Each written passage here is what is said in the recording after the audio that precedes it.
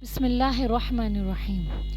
आज का मेरा टॉपिक है औलाद आया नेमत है या फिर एक फितना है या आजमाइश है। फितने से मुराद आजमाइश, ठीक है। तो देखो, औलाद के नेमत के होने की और आजमाइश के होने की दोनों की दलीलें हमारे पास मौजूद हैं, ठीक है। पहले तो मैं आपको ये बताती हूँ कि औलाद नेमत कैसे है और किस हद तक है। औलाद इतनी बड़ी नेमत है, जिन लोगों के पास औलाद नहीं है इसका तो आप उनसे पूछ सकते हो, लेकिन जिसके पास औलाद है और बहुत सारी औलादें हैं, उनको दरअसल मालूम नहीं है। इसलिए उन नादान और मासूम लोगों के लिए मैं ये बयान रिकॉर्ड कर रही हूँ कि देखो, जिन लोगों के पास औलादें हैं और वो उनके खाने पीने, पहनने ओढ़ने, स्कूल जाने, दोस्त बनाने, कॉलेज पढ़ने, इन सब चीज़ों और एक्टिविटीज़ से जब माँ बाप जो है गाफिल है ना, वो ये अच्छी तरीके से सुन ले कि वो कितनी बड़ी नेमत है। अल्लाह ताला के नज़दीक भी इतनी बड़ी नेमत है कि अल्लाह ताला ने औलाद के होने का भी जो है ना, औलाद का लफ्ज़ भी अल्लाह ताला ने कुरान पाक में इरशाद फरमा दी कि औलाद कितनी बड़ी नेमत है। देखो, हज़रत इब्राहीम अलैहिस्सलातु वस्सलाम जब 85 साल, तकरीबन 85, 86, 87 साल के हो गए थे ना, तब उनको औलाद की नेमत से नवाजा गया था। और वो अल्लाह ताला से अल्लाह ताला से औलाद की नेमत होने की दुआ करते थे। औलाद की नेमत होने की इतनी बड़ी दलील हमें मिलती है कि पैगंबर, अल्लाह ताला के नबी, वो अल्लाह ताला से साले और नेक औलाद होने की दुआ करते थे। हज़रत इब्राहीम अलैहिस्सलाम ने, कुरान पाक में आता है कि उन्होंने अल्लाह ताला से औलाद की हुसूल के लिए दुआ की, लेकिन साथ में लगाया नेक औलाद। क्या हो? नेक औलाद से नवाज अल्लाह ताला। और हज़रत ज़िक्रिया अलैहिस्सलाम का भी आप लोग अच्छे से जानते होंगे कि जब वो बहुत बूढ़े हो गए थे, तकरीबन 90-91 इतनी उम्र हो गई थी हज़रत ज़िक्रिया अलैहिस्सलाम की, जब उनको औलाद की नेमत से नवाजा गया। लेकिन हज़रत ज़िक्रिया अलैहिस्सलाम भी औलाद की नेमत की हुसूली के लिए अल्लाह से दुआ फरमाते थे और साथ में तैयब का लफ्ज़ फरमाते थे। क्या फरमाते थे? कि अल्लाह तो मुझे तैयब औलाद अता फरमा। तैयब माने पाक, मतलब नेक, मतलब सालेह औलाद से नवाज। एक सालेह और नेक औलाद का होना, ये भी बहुत बड़ी अल्लाह ताला की तरफ से क्या है? नेमत है। औलाद खुद एक बहुत बड़ी नेमत है, लेकिन हम उस नेमत को अच्छी तरीके से क्या नहीं कर पाते, उसको परवान नहीं चढ़ा पाते। आपको ये दलील तो मिल गई कि औलाद इतनी बड़ी नेमत है कि उसको मांगने के लिए खुद पैगंबर अल्लाह ताला से दुआ करते थे। और अल्लाह ताला ने हज़रत इब्राहीम अलैहिस्सलाम की दुआ भी कबूल फरमाई और हज़रत ज़िक्रिया अलैहिस्सलाम की दुआ भी कबूल फरमाई और दोनों को औलाद की नेमतों से नवाजा। अब मैं बताती हूँ कि अल्लाह ताला ने सूरह अनफाल में इरशाद फरमाया है कि और जान लो, तुम्हारा माल और तुम्हारी औलाद दोनों ही क्या है? आजमाइश है तुम्हारे लिए। तुम्हारा माल और तुम्हारी औलाद दोनों ही तुम्हारे लिए आजमाइश है। और सूरह तगाबुन में भी अल्लाह ताला इरशाद फरमाते हैं कि बेशक तुम्हारा माल और तुम्हारी औलाद तुम्हारे लिए आजमाइश है। क्या है? तुम्हारे लिए फितना है। फितना है मतलब आजमाइश है तुम्हारे लिए। और अगर जो शख्स इस आजमाइश में कामयाब हो गया, इस आजमाइश में पूरा उतर गया, तो अल्लाह ताला इन दोनों आयतों में आके फरमाते हैं, इंदहु काना सवाबन, यानी अल्लाह ताला के पास इसका अजरन अज़ीमन, अल्लाह ताला के पास बहुत बड़ा इसका क्या है? सवाब है। अल्लाह ताला के पास इन दोनों का बहुत बड़ा सवाब। दोनों आयतों में अल्लाह ताला ने इरशाद फरमाया कि अगर औलाद और माल इन दोनों की आजमाइश में अगर आप कामयाब हो गए, तो अल्लाह ताला के पास इसका बहुत बड़ा क्या है? अजर है, सवाब है। अब अल्लाह ताला इस सवाब को चाहे तो दुनिया में भी अता फरमा सकते हैं, रोज़े महशर में भी हमें अता फरमा सकते हैं, या तो चाहे दुनिया और आखिरत दोनों में अल्लाह ताला अता फरमाते हैं। ये तो अल्लाह ताला बेहतर जानते हैं कि अल्लाह ताला किसको किस मेयार पे रखेंगे, ठीक है। लेकिन सवाब इसका बहरहाल पक्का ठक्का है।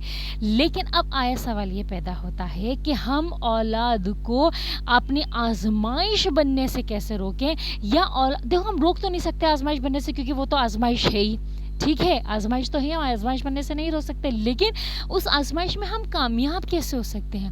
بہت آسان ہے، بہت آسان ہے اولاد کو اچھے سے تربیت کرنا ہے۔ دیکھو جب اولاد پروان چڑھ رہی ہے نا، جب اولاد پروان چڑھ رہی ہے تو آپ اس کے ساتھ وہی عمل کرو جو آپ اس کو سکھانا چاہتے ہو۔ آپ چاہتے ہو کہ ہمارا بچہ ڈانس نہیں کرے یا گانا نہیں گائے یا برے افعال نہیں کرے، بلکہ نماز پڑھے، روزہ بھی رکھے، اچھے کام بھی کرے، تو اس کے لیے سب سے پہلے آپ کو خود کو اچھا بننا پڑے گا۔ پہلے آپ کو خود کو اس پر عمل کرنا پڑے گا۔ جب آپ اس کے سامنے عمل کرو گے نا تو آپ کی اولاد آپ کو دیکھ کر وہ چیز کرے گی۔ بات سمجھ آ رہی میری؟ اگر آپ گانا گا رہے ہو، آپ ڈانس کر رہے ہو، آپ گالی گفتار کر رہے ہو، آپ لڑائی جھگڑا کر رہے ہو، آپ ساتھ بیٹھ کے برائیاں کر رہے ہو، لوگوں کی غیبتیں کر رہے ہو، کینہ بغض رکھ رہے ہو اپنے دل میں، تو جیسا آپ کرو گے نا بالکل سیم ٹو سیم آپ کی اولاد آپ کو دیکھ کر ویسا ہی کرے گی، یقین جانو ویسا ہی کرے گی۔ یہ میرے آنکھوں دیکھے کا حال ہے۔ آج میرا بیٹا بہت چھوٹا ہے، بہت چھوٹا ہے، میرا بیٹا تقریباً 3.5 سال کا ہے، بہت چھوٹا ہے، اس کو تو صحیح سے بولنا بھی نہیں آتا ہے، لیکن وہ دیکھتا ہے کہ امی نانی نماز پڑھ رہی ہیں تو وہ مصلی پر آ کے سجدہ ضرور کرتا ہے نماز کے لیے۔ اس کو یہ پتہ چل گیا کہ یہ نماز کا ٹائم ہے، اذان ہوتی ہے اس کو پتہ چل جاتا ہے کہ یہ نماز کا ٹائم ہے۔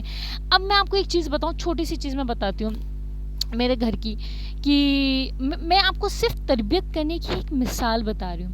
اب میرے بیٹے کو ذرا سی بھی کوئی چوٹ لگے، یا گھر میں کسی کو بھی چوٹ لگتی ہے، گھر میں کسی کو بھی چوٹ لگتی ہے، یا کوئی تکلیف ہوتا ہے، یا کوئی بیمار ہوتا ہے، یا گھر میں یا مجھے کچھ تکلیف ہوتی ہے، بیمار ہوتی ہے، یا اس کو کچھ ذرا سی سائیکل سے گرنے سے چوٹ لگ جاتی ہے، تو جلدی سے بولتی جلدی سے پڑھ کے دم کرو، بسم اللہ الرحمن الرحیم پڑھ کے اس پہ پھونک مار دیا۔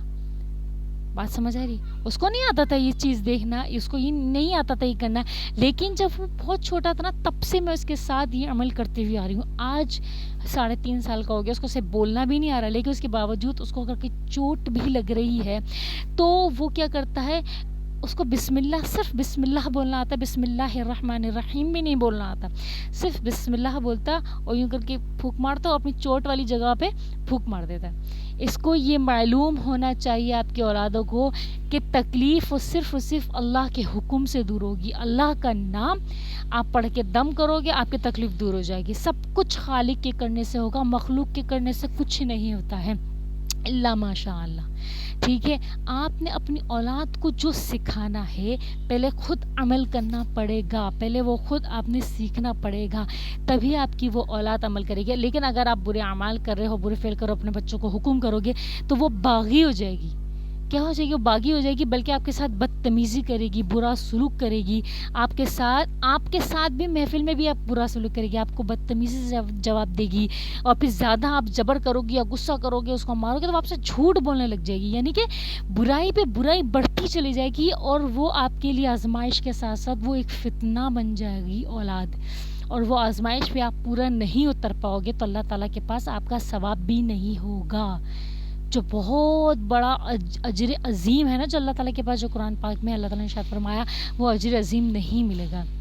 اگر آپ چاہتے ہو کہ آپ کو دنیا اور آخرت میں بھی سرخرو ملے، اولاد کی طرف سے بھی اور اللہ کی طرف سے بھی، تو آپ کو پہلے خود اچھا بننا پڑے گا، آپ کو اپنے اوپر کام کرنا پڑے گا، پہلے آپ خود اچھا بنو۔ آپ نے جو برائی کرنی تھی، گندگی کرنی تھی، خراب کرنا تھا اپنے آپ کو، اپنے ساتھ اپنے نام عمل خراب کرنے تھے، وہ کر لیے، ختم، ٹھیک ہے، دفنا دو، توبہ کرو، استغفار کرو، بات ختم، اللہ تعالیٰ نے معاف کر دیا۔ اب ایک نیا چیپٹر زندگی کا شروع کرو، اپنی زندگی کا ایک نیا صفحہ، ایک نیا باب کھولو، اس میں نیک عمل کرو، اچھے عمل کرو، اور اس لیے بھی کرو کہ تاکہ میری اولاد اچھی بنے۔ بات سمجھ آ رہی ہے؟ تو اللہ تعالیٰ آپ کے اس عمل کو دیکھ کر انشاءاللہ عز و جل آپ کا بھی اللہ تعالیٰ ساتھ دیں گے، اور آپ کے لیے منزل آسان کریں گے، راہ ہموار کر دیں گے، اور آپ کی اولاد کو بھی آپ کے لیے فرمانبردار، نیک اور صالح بنا دیں گے انشاءاللہ عز و جل۔ اور اپنے لیے اور اپنی اولاد کے لیے خاص دعا کرو تاکہ آپ کی اولاد کیا ہو، فرمانبردار اور نیک اور صالح ہو۔ امید کرتی ہوں آپ کو میری بات اچھے سے سمجھ میں آئی ہو۔ جزاکم اللہ خیرن، احسن الجزاء فی الدارین۔